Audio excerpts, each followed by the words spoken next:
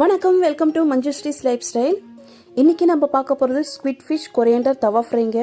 ரொம்ப டேஸ்டியாக இருக்கும். இது டேஸ்ட் வந்து எக்ஸ்பிளைன் பண்ண முடியாது. நீங்கள் ஒரு தடவை டேஸ்ட் பண்ணி பார்த்தா தான் தெரியும்.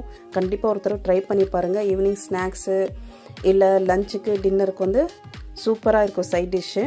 ஸோ இதுக்கு தேவையான பொருட்கள் என்னென்னு பார்க்கலாமா? ஸ்குவிட்ஃபிஷ் 250 gram, coriander leaves, green chilli 8 number, chilli powder half tablespoon, garam masala half tablespoon, ginger garlic paste 1 teaspoon, coconut oil, lemon, salt to taste. வாங்க எப்படி பண்ணுறதுன்னு பார்க்கலாம். ஒரு மிக்ஸி ஜார் எடுத்து வச்சுக்கலாம். அதில் வந்து நம்ம வச்சுருக்கிற green chilli, coriander leaves, garam masala, chilli powder, ginger garlic paste போட்டு நல்லா அரைச்சி எடுத்துக்கலாம். கொரியண்டர் லீவ்ஸ் வந்து நான் இங்கே கொஞ்சமாக போட்டிருக்கேன். ரொம்ப போடாதீங்க. உங்களுக்கு டேஸ்ட் எவ்வளோ பிடிக்குமோ அவ்வளோ பார்த்து போட்டுக்கோங்க. ரொம்ப போட்டால் வந்து கசப்பு தன்மை வந்துடும். போட்டு நல்லா அரைச்சி எடுத்துக்கலாம்.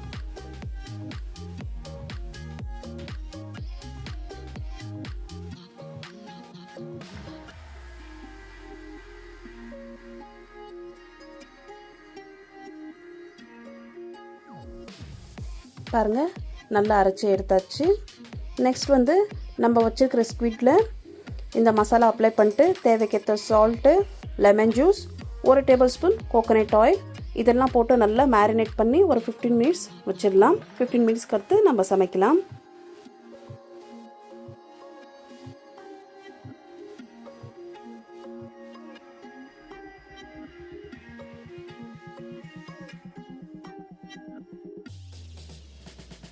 இந்த மசாலா வந்து ரொம்ப காரமாலாம் இருக்காது. உங்களுக்கு காரம் அதிகமாக வேணும்னா சில்லி பவுடர் அப்புறமா க்ரீன் சில்லி வந்து அதிகமாகவே போட்டு அரைச்சி எடுத்துக்கோங்க. நான் இங்கே மேரினேட் பண்ணுறதுக்கு ½ லெமன் யூஸ் பண்ணியிருக்கேன்.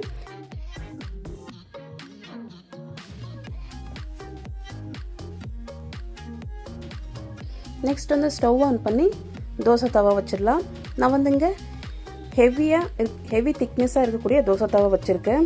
ஸோ அப்போ தான் வந்து நம்ம லோ ஃப்ளேமில் குக் பண்ணும்போது நல்லா குக் ஆகும்.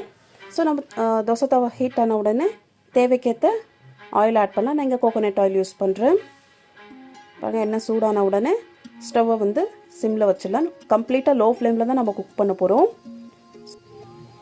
நெக்ஸ்ட் வந்து நம்ம மேரினேட் பண்ணி வச்சுருக்கிற ஸ்குவிட் ஃபிஷ் ஆட் பண்ணிடலாம். 1 by 1 ஆட் பண்ணுங்கள்.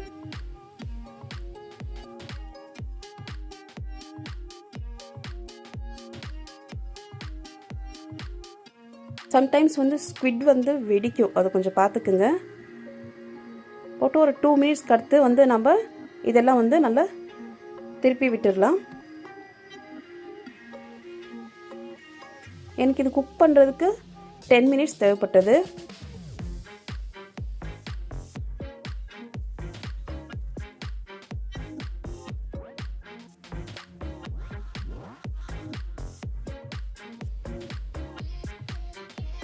பாருங்கள், நல்லா குக் ஆயிடுச்சு.